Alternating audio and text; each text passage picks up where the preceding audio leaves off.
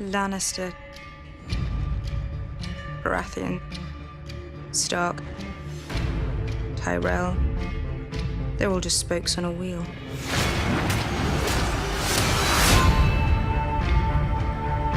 This one's on top, then that one's on top, and on it spins, crushing those on the ground. I'm not going to stop the wheel.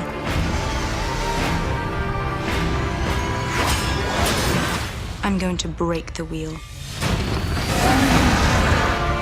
Stannis Baratheon has an army at Castle Black. He means to take the north. This is the time, and I will risk everything. Winter is coming. We know what's coming with it. We can learn to live with the wildlings. We can add them to the army of the dead. You are the few, we are the many. We serve the gods, and the gods demand justice. Clean this city out. So the rats have nowhere left to hide. I am a queen, not a butcher.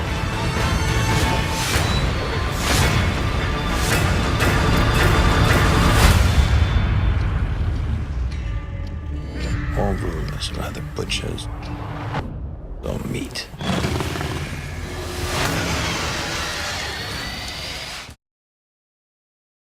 Hey YouTubers, it's Charlie. So this is going to be my breakdown of the new Game of Thrones footage. They premiered it to announce their new HBO Now service, so I'll explain what's going on with that after I get through the breakdown. And new round of the giveaway starts now. All you have to do to enter is be a subscriber and leave a comment on this video. It's just a copy of the Season 4 DVD. So here we go. So we open up on King's Landing. There's actually a good shot of Baelor Sept right there in the middle, rising above everything else. It's nice foreshadowing for the power shift in King's Landing with the coming of the High Sparrow. Cersei on her way to see the High Sparrow, probably for the first time. Most of this footage is from the first couple of episodes, with a few exceptions. He lives in and around Baelor Sept. If you remember A Day in the Life special that they aired, they talked about filming it in his special sets. The High Sparrow doesn't live in luxury like a lot of the previous High Septons.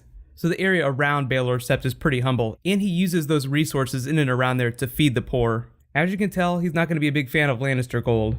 Daenerys' narration goes across a lot of these opening scenes. When she's talking about breaking the wheel, she's talking about breaking the Game of Thrones, where she's like Stark, Baratheon. It's a cycle that goes on, crushing those on the ground. She's talking about the peasantry. It crushes the peasantry. She's going to spend a lot of time in Meereen trying to help the slaves, but it draws a nice link between her and what the High Sparrow is trying to do. They have very different methods, but they're both trying to help the least fortunate, which I think is kind of interesting. Whenever I was reading the books, I never really thought of Daenerys as being like the High Sparrow, but I like that the trailer points us in that direction.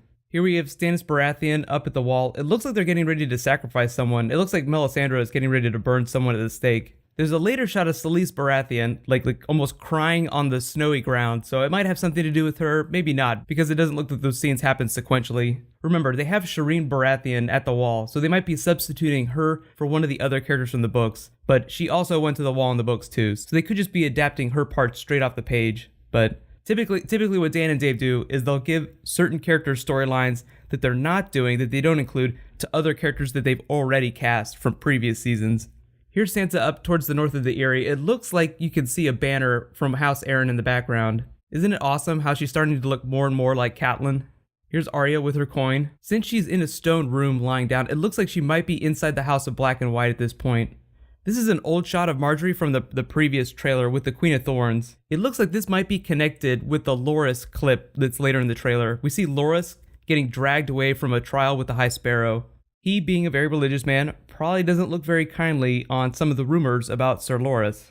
As the audience, and especially in the books, we have a lot more information about what all the characters are doing. So it's always funny to see characters speculate about each other. Like when people talk about Sir Loras being gay, like they think he is, but they're not quite sure. Like they never caught him in the act. But obviously as the audience, we know exactly what's going on. Same goes for Cersei with the twincest and sleeping around just in general. Despite the rumors, she has not slept with the entire population of King's Landing. And no, not all of them are related to her. Maybe a little bit though. Maybe a little bit. This is Daenerys meeting with Hizdahr. Interesting that right after that we get a shot of these masked people fighting with the Unsullied. I think this kind of answers the question as to who they are. So I think these are the Sons of the Harpy. A lot of people thought they might be the Brazen Beasts. the Brazen Beasts are actually a group that Daenerys forms. The Sons of the Harpy are her enemies. Since we see them rushing Daznak's pit later in the trailer, I think that's also confirmation. So people in the masks equal not good. Since this is followed directly by a Tyrion Varys scene, it's possible that they could go straight to Meereen, but I think they go to Pentos first, based on the scene where Varys is explaining to Tyrion the plan that he has, like what he wants him to do. So this could be either of those places. Here's Tommen and Marjorie's wedding. Looks like Cersei is super happy to see Marjorie join the family. She's really clinging to Tommen this season. The funny thing is Marjorie doesn't seem super sinister. Like, she just wants the Iron Throne. It's not like she wants to hurt Tommen. She doesn't want to kill him. Cersei starts to flip a little. So as bad as she is, she wants to hold on to her family, and Myrcella is still in Dorne. So Tommen is like the last thing that she has. I'll be really interested to see if Jaime behaves the same way he does during book 4. If you have read the books, just use spoiler text if you want to comment on his and Cersei's relationship and the way it changes. It reminds me of this really awesome Princess Leia quote when she's talking to Grand Moff Tarkin. The more you tighten your grasp, the more star systems will slip through your fingers. These people in black robes are the Faith Militant and King's Landing. They're getting rid of all the debaucherous stuff. Like I said, High Sparrow, not a huge fan of the trappings of wealth. Here's a shot of Daenerys in Daznak's pit. More fighting between the Unsullied and the Sons of the Harpy.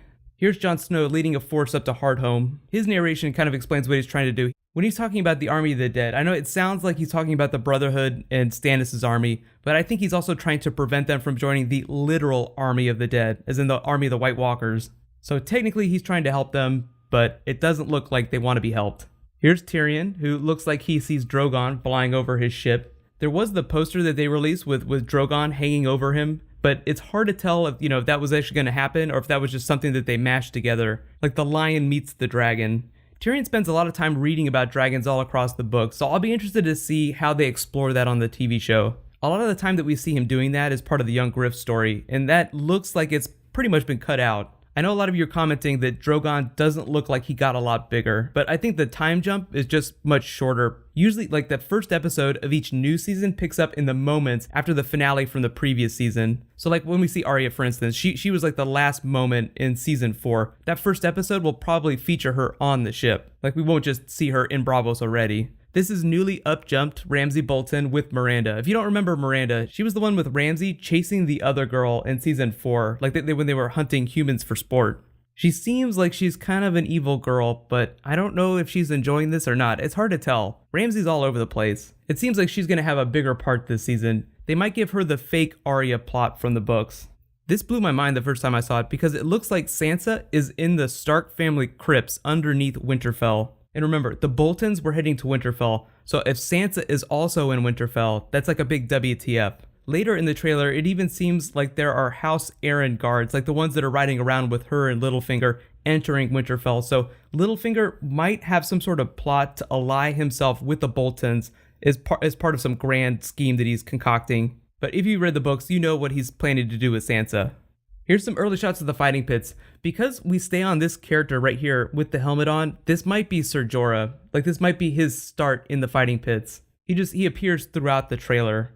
This shot of Melisandre is really awesome too. It looks like she is taken aback, so this might be some sort of associated White Walker scene. They haven't appeared in the trailers yet, hoping to see them in the third trailer. There's usually like 3 trailers before the season starts. Anything that makes Melisandre make that face makes me really excited.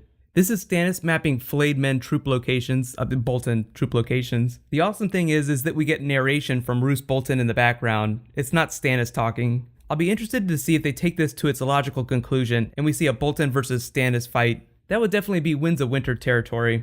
Here's more shots from the wildlings up at Hardhome fighting Jon and his forces.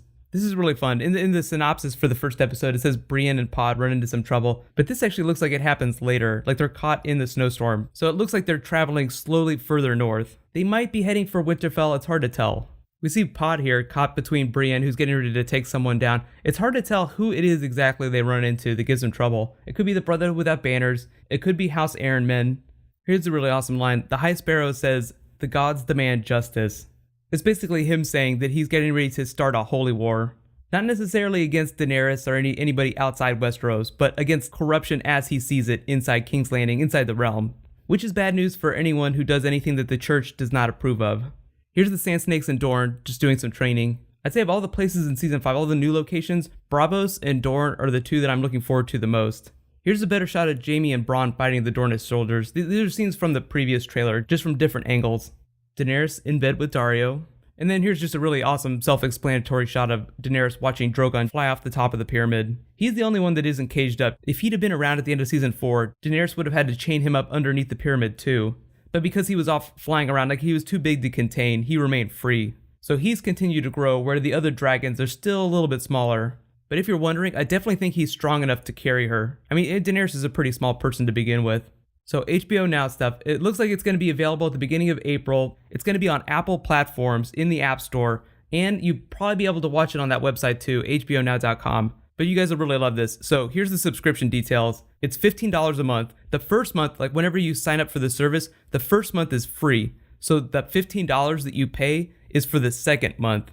Because it's so cheap, what I'm probably going to do is whenever I start giving away subscriptions, I'll give away like 2 per giveaway. Don't forget to, I also have the signed copies of A Feast for Crows and Dance with Dragons. That'll be part of my episode 1 giveaway. So that'll be like April 12th, whenever I post my episode 1 video. Really, I'm just happy about this HBO Now service, just because it means everybody can watch it at the same time. I'm assuming what they're going to do is they'll make episodes available when they first air on television, like across all platforms simultaneously. So my next bonus video is going to be a character video. I'll post that next Sunday. Be sure to subscribe to get it if you haven't already. Feel free to leave requests. I have settled on a couple characters I want to do videos for, but I'm always open to suggestion. If you haven't seen them already, you can click here for my breakdown of the first 3 episodes, and you can click here for my Sansa video. Thank you so much for watching. I'll see you guys tonight. Now let's all do the thing.